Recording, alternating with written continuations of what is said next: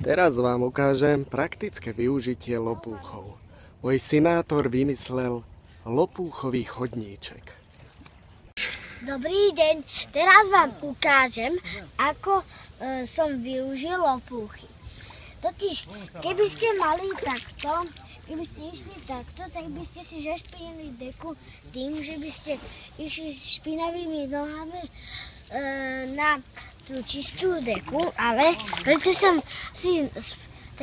som vymyslel lopúchový mostík, že si nazbieráte lopuchy, dáte to na to, potom čističko môžete ísť sem.